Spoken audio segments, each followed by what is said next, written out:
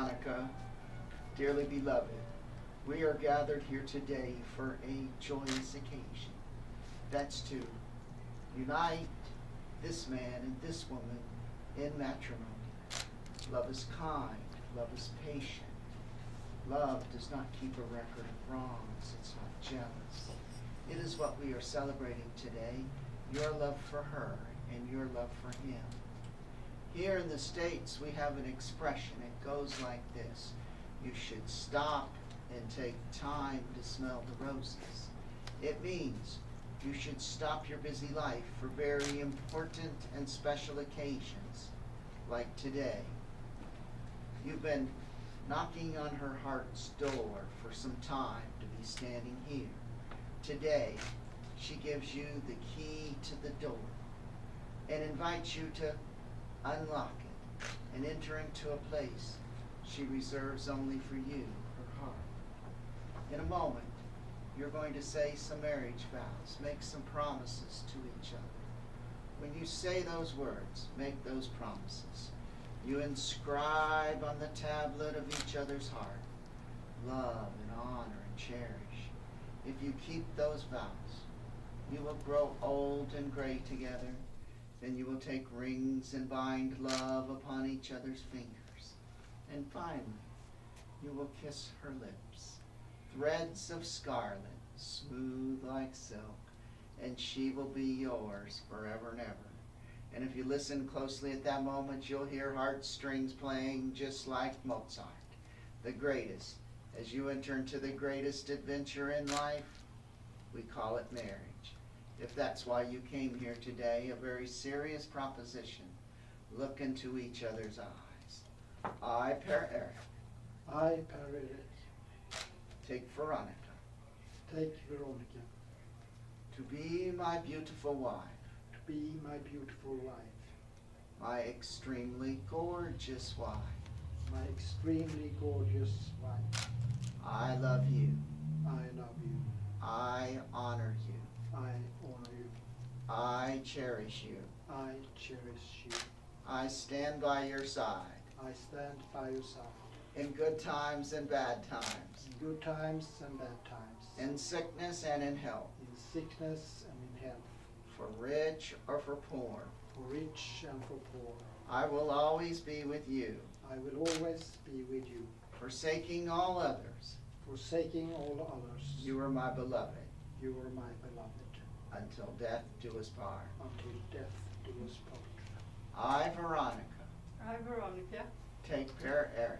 Take Per Erik. To be my wonderful husband. To be my wonderful husband. I love you. I love you. I honor you. I honor you. I stand by your side. I stand by your side. In good times and bad times. In good and bad time. In sickness and in health. In sickness and health. For rich or for poor. For rich or for poor. I will always be with you. I will always be with you. Until death Until death do us apart. do us apart. And you have a ring for the bride today, sir. Yes, I have. Would you take that ring and place it on her ring finger? Repeat. With this ring, With this ring, I marry you. I marry you. Go ahead, slide it on. Now take her hand and press it to your lips. And we have a ring for the gentleman. Place that ring on his finger. With this ring, With this ring, I marry you. I married you. Go ahead, slide it on. Take his hand and press it to your lips. Right now, you two are on top of the mountain. It's a special moment. But marriage is not always the mountaintop. You said you've been together a number of years. Sometimes we all have what I like to call down in the valley days. You've probably had a few of those. Maybe even had a disagreement or two along the way. Well, we all have a different way of taking care of disagreements. You probably figured those out but I'm still going to give you the answer from my perspective. These words were written thousands of years ago, they say, by one of the wisest kings that ever lived. And this is what he had to say to you in the form of a proverb today. A pleasant word, or a nice word, is like the drippings of honey from a honeycomb. It is sweet to your soul. Now the importance in the ancient words isn't the prettiness of it, isn't the flowery language, but how you apply it to your life and marriage thousands of years on. Let me illustrate. The next time you're having a disagreement, you're going back and forth, and maybe it's even going to become angry. At that moment, that's when you need to be the wise husband.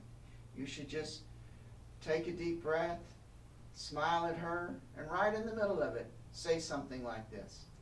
Sweetheart, Veronica, you are so beautiful when you're angry at me.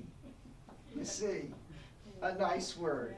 It's just like honey. It is sweet to her.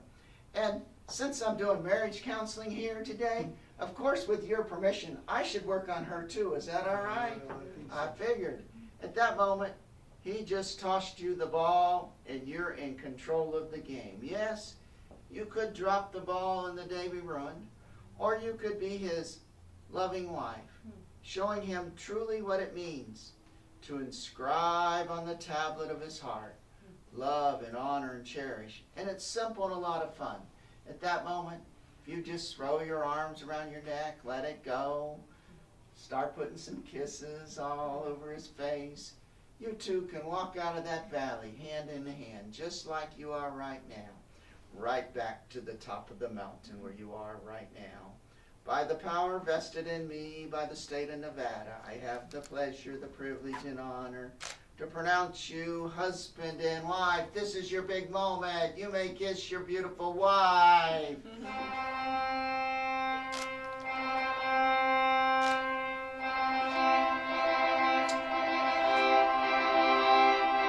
I'll be the first person to congratulate you too. You just got married at the world-famous Elvis Wedding Chapel. Take your walk down the aisle. Hold those flowers in the air. Victory!